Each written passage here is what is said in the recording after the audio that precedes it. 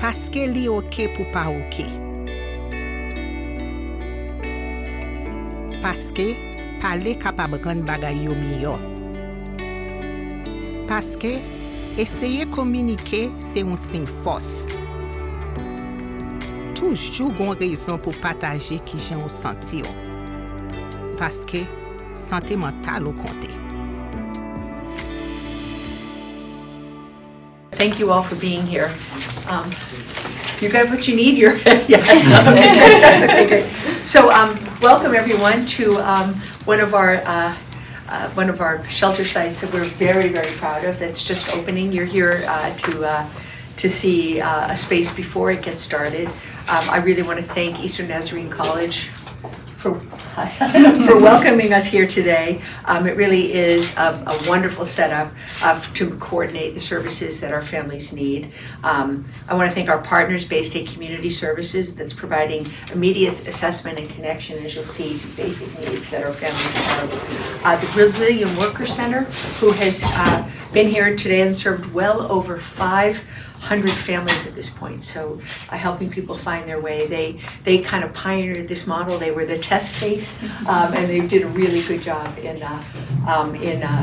so good that we're going to replicate this model around the state. So thank you very much for the work you did.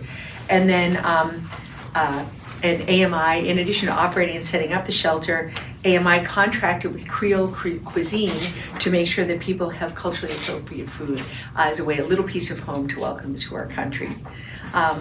You know, this is a lot of work. You're going to see something you think, wow, this all makes sense. But I really want to thank the team who put so much thought and caring into making sure that new arrivals to our state feel welcome. Finding a staff that speaks Haitian Creole, for example, is one example. So thanks, you guys. It also means a lot of material, diapers, cribs, all the things that you think of that a family might need. Connecting people with the services that they're entitled to here in our country, like transitional assistance and mass health if possible. Setting up a rotation of Haitian pastors who can come and conduct church services so that people who have gone on such a long and arduous journey can have a moment in space and time to reflect. You know, we're doubling down on this model. This is our second one. We hope to have more because every day we see people who are coming to our state in search of a new life, a better life, and we're here to help them find it. And so I think at this point it's my job to introduce some of the team here. I can start. We're really excited to have this. This is such an amazing opportunity, and I am so blessed to have an amazing staff who have been working around the clock. So my name is Joyce Cox, and I'm the Executive Director here at Bay State Community Services. I'm going to pass it over to Patricia Zio, who is our Program Director. Hi, thank you. Thank you all for coming. We are excited about this facility and this opportunity to really serve population who need help as they're coming in and getting their feet under them so that they can live the dream they came here for. So thank you so much for being here. And then I have a mix of staff from Bay State who are here volunteering, as well as the permanent on-ground staff. So Franika, who is our program manager. Hello. And we have Christine and Fia, who are our two family support staff. So they are going to be instrumental meeting the families, doing the assessments, evaluations, etc. Good morning, everyone. My name is Bill McCoy, and I'm the Vice President of Academic Affairs here at Eastern Nazarene College. And on behalf of President Durr and the Board of Trustees and the whole ENC community, I just want to say that we're so grateful for the partnership with the state and with AMI and Bay State Community Services. Excited about what this means for the college and for our students and for the good work that's happening here. Nina, would you say a few words about the work that you guys have been doing? Sure. My name is Lenita Reason. I am the Executive Director of the Brazilian Worker Center. We have been seeing the families and welcoming them for the past month, 40 days. So we opened on June 23rd, and we had seen over 500 families. So the partnership with the state, it has been instrumental for those families because sometimes when you get here or we go to other states, it's not that welcome. So that means a lot. The families are very thankful. They feeling that they are part of Massachusetts already. They are here, they want to go to work, they want to provide to their families. And you already have someone that was that from temporary shelter that next day he came to support us and say, I want to be volunteer, I want to be talk about my experience with the others that's just arriving. So, and they say all the time, thank you everyone that make this happen for us. So, yeah, so it's a blessing to have the administration that we have right now because it means a lot for the film that's arriving. Just a pleasure to be here. As a Haitian American, I can honestly say this is a very rewarding opportunity.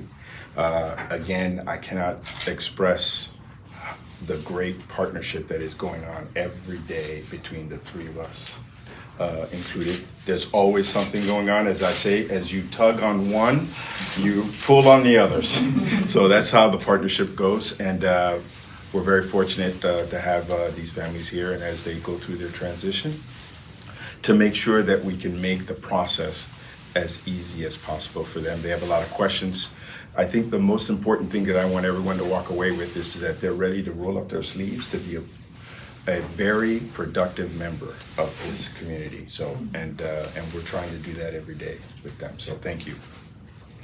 Welcoming people. So this is sort of the first stop along the journey to sort of meet with staff and do that intake assessment and sort of collect the data that needs to be collected, but also sort of understand the family's needs and how the Family Welcome Center can support them. And so once the family's gone through intake, we do have several, one of the primary objectives would be to make sure that we're meeting the tangible needs that they need to settle in, to be able to do what they need to do, live while they're in shelter, and also just to, you know, be a resource for the families. So one of the things we do have is families are doing intakes. You're going to have little kids that probably have wiggles or need to even take a nap. So we have the children's room here. There's changing area as well as the seat if a mother needs to breastfeed or anything like that. We have modesty closet. They feel comfortable doing that. We also have little cots for the kids to lay down and take a nap if they need to. So just walk in quickly. Okay. They might need regularly, so things like laundry soap, diapers, wipes, socks, feminine hygiene products, general hygiene as well. Since the showers are communal, we have flip-flops for families as well as shower caddies so they can carry things easily. But this is the stuff that people are coming in and out of, grabbing regularly.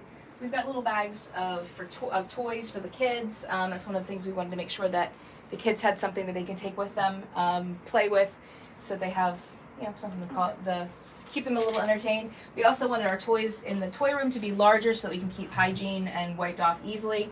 So anything little, we wanted to actually give the kids so they can keep that for themselves. Sure. When they first come in, we have staff that all speak Haitian Creole who are going to be doing assessments on the families to judge their eligibility for shelter, first of all, and then to just kind of get an idea of the family situation, any important details that we might need to know, for example, disability status, etc., that we can then let AMI know so they can coordinate housing in the best of their ability. Once a family is admitted into shelter, we're going to be focused on meeting the tangible needs that the families have while they're in shelter. So hygiene products, products for diapers, wipes, things that families need for nursing mothers as well as children from teenage years on down, those kind of things. We're open to, our staff is able to talk to the families and find out any of the specific needs that they might have that are unique to the groups of people that are coming in and out of the shelter so that we can work to try to meet those. It's basically to make their stay in the shelter as comfortable as possible, connect them to resources so that when they leave the shelter, they can continue to receive services, support as they get their feet under them and start moving forward in the life that they want to have here in the United States.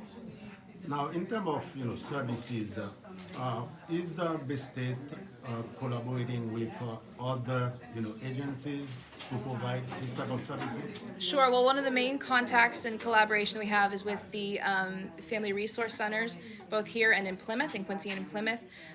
Those programs offer a lot of just mental health, family support, parenting classes, as well as things like back to school supply giveaways, toy drives around the holidays, other just activities throughout the year. We also have a program through Bay State called the Behavioral Health Collaborative, which is a combined effort of multiple service providers in our area. And so families are able to connect with that as well to get resources and referrals as they need, even once they leave shelter, once they get into permanent housing. If something changes in their life, something comes up, they can get back into that service to get referrals that they need to other community service providers as quickly as possible. My last question. What are the different state agencies will be part of this center? Yes, Providing so services. yes, so we will have on-site presidents of the Department of Transitional Assistance to help people enroll in SNAP benefits as well as cash assistance benefits that they are eligible for. We'll also be working with our Mass Health Enrollment Center to make sure people are enrolled in Mass Health. But the state also has a whole set of agencies who are ready to collaborate with the Family Welcome Center and with families as they're entering shelter. So our WIC program for pregnant and postpartum mothers and children under the age of 5. We've been working closely with the Department of Mental Health to make sure that we're able to collaborate and meet people's mental and behavioral health needs, as well as connecting through our Department of Public Health on sort of making sure people are connected to health providers that are able to sort of provide them the long-term care that they require. President Durr, president of Eastern Nazarene College, and we are just honored to be able to host this event, and more importantly, to be able to be a safe place for families who have faced challenges to find their way here and find a safe home on our campus and in our community, and to be wonderful partners with Bay State and AMI. Thank you. Yes. Do you have any questions for us? Because I think we're going to be able to wrap this up soon. And just don't know if anyone had any questions. Yeah, Sarah with GVH. So this is the second Welcome Center. How many more does the state plan on opening, and what might the geographical locations be? I think we're doing that kind of on, as we find locations and find the need and find opportunities. But I think we'll be looking to set up more centers with the idea that maybe if we can coordinate services as people arrive, it's easier for them to get out of shelter and get on with their lives. So the goal is that this is a temporary shelter, not a permanent home for people. Yeah, I know a couple weeks ago, Boston Medical Center said they were shifting away from having people stay in their emergency rooms, and that they were still seeing people despite the fact that the Brazilian Workers Center had a Welcome Center. Was this spurred by that, and are you seeing more people sort of flowing toward the Welcome Center? Yeah, our goal is for everybody to get to the Welcome Centers, because that's a much better place for them to arrive in our country rather than a busy hospital emergency room. The Alston Welcome Center, I know it's just for like triage and intake, and then people can voluntarily go to Joint Base Cape Cod. This Welcome Center has a residential, even though short-term component. Is the hope that more Welcome Centers have that residential short-term housing component?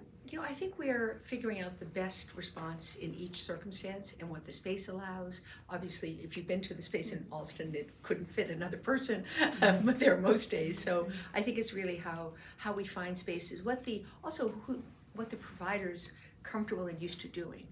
We found, shelter providers with AMI, so we have a different constellation of services here. So we're going to kind of set this up as we go along.